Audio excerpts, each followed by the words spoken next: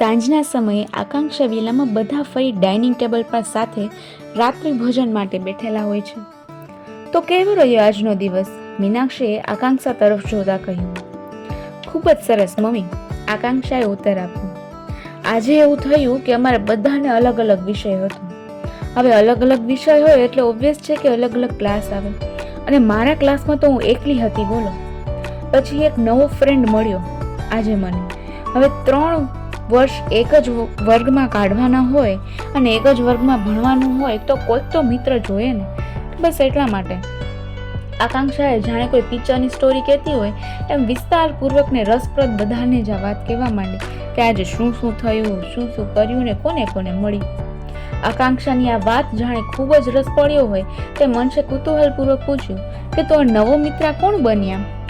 કાર્તિક ગાંધી. આકાંક્ષાએ હજુ તો કંઈ આગળ બોલે તે પહેલા જ રાકેશભાઈએ તેનું વાક્ય તોડતા કહ્યું, શિવપ્રસાદ ગાંધીનો દીકરો ને? અરે હા પપ્પા, આકાંક્ષાએ કહ્યું. નાઇસ બોય, છોકરો ડાયો છે. રાકેશભાઈએ કાર્તિકના વખાણ કર્યા. હા, આકાંક્ષાએ આમ હકારાત્મકમાં માથું ધૂણાવ્યું. વાતો ચાલતા ચાલતા ભોજન લેવાતું હતું. ત્યાં જ તે દરવાજા પર લાગેલો ડોરબેલ વાગે છે. સર્વન્ટ ડોર ખોલે છે અને જીત ત્યાં ડાઇનિંગ ટેબલમાં બધાની પાસે પહોંચી જાય છે. અરે જીત, આ વાવ બેટા, એકદમ સમય આવી છે. ચાલ ચાલ જમવા બેસી જા. અરે ના ના આંટી, હું તો જમીને જ આવી છું. અરે ભલે ને જમીને આવી હોય બેટા, થોડુંક તો ખાઈ લે, મીનાક્ષીબેને આગ્રહ કરતા કર્યું. અરે ના આંટી, મારે ક્યાં કોઈ અજાણ્યાનું ઘર હતું. ભૂખ્યો હતો તો હું બેસી જ જાત ને, બટ જસ્ટ ડેડી સાથે ભોજન કરીને આવું છું તો જરા પણ ભૂખ નથી. એક કામ કરીએ, જમી લ્યો ને એટલે પછી મને એમ થયું કે લાવ ને હું આંટો મારતો આવું અને અંશને પણ કહું કે જમીને પછી આપણે થોડું વોક કરવાનું ચાલુ કરીએ. આજથી સ્ટાર્ટ કરીએ એવું મેં વિચાર્યું છે. અરે વાહ, સરસ વાત છે, રાકેશભાઈએ હસતા હસતા કહ્યું. એ તો ખૂબ જ સારું વિચાર્યું છે, અંશે પણ કહ્યું. ભોજન લીધા બાદ અંશ, જીત અને આકાંક્ષા બહાર વોક પર નીકળે છે. આકાંક્ષાના ખુલ્લા લહેરાતા વાળ છે, નીચે એને ટ્રેક પહેરેલું છે, ઉપર સ્પોર્ટ્સ ટી શર્ટ પહેરેલી છે, સ્પોર્ટ્સ શૂઝ પહેરેલા છે અને ઠંડી હવામાં એના વાળ લહેરાતા હોય છે. જીત તેની આંખોમાં જોયા રાખે છે, તેને લહેરાતા વાળને જોયા રાખે છે, તેના મુખને બસ એક રસે જોયા જ રાખે છે, જેમ કોઈ દુનિયા થંભી ગઈ હોય અને અંશ માટે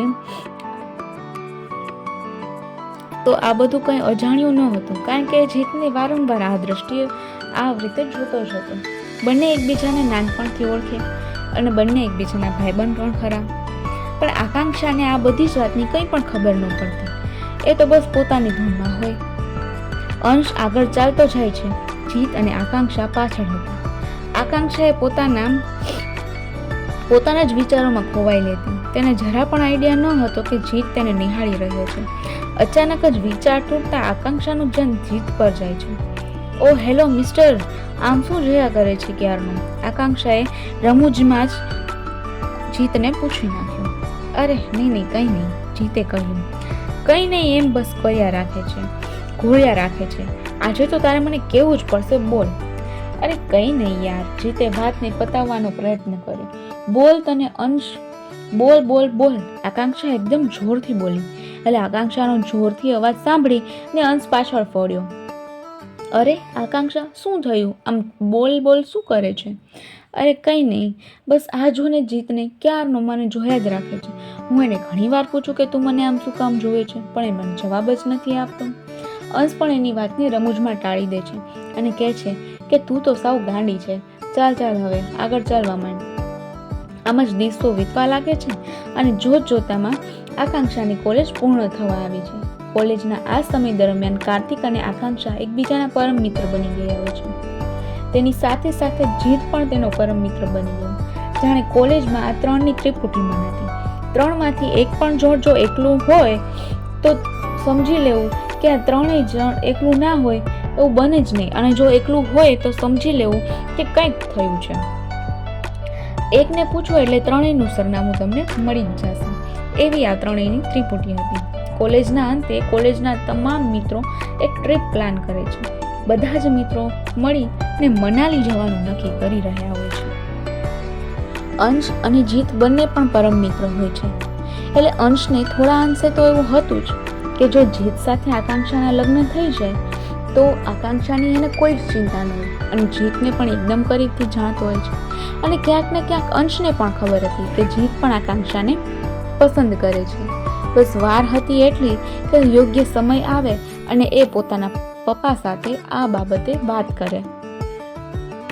બીજી તરફ કોલેજના ફ્રેન્ડ્સ મનાલી જવા માટે નક્કી કરી રહ્યા હતા અને હવે આકાંક્ષા એ કશ્મકશમાં હતી કે એને મનાલીની ટ્રીપમાં જવા માટે પરમિશન મળશે કે કેમ? શું લાગી રહ્યું છે તમને કે આકાંક્ષાને મનાલી ટ્રીપમાં જવા માટેની પરમિશન મળશે? શું રાકેશભાઈ તેમને પરમિશન આપશે? અને આપશે તો શું જીત અને આકાંક્ષાની સ્ટોરીમાં લવ એડ થશે કે પછી કાર્તિક એમાં રૂકાવટ બનશે કે પછી કહાની કંઈક નવી જ મોડ લેશે કે કાર્તિક અને આકાંક્ષાની કંઈ સ્ટોરી બનશે? તો તમારા વિચારોને કોમેન્ટ બોક્સમાં જણાવો અને ફરી મળીએ આપણે નેક્સ્ટ એપિસોડ માટે. હા, જવાબ આપવાનું ભૂલતા નહીં. Okay, stay tune.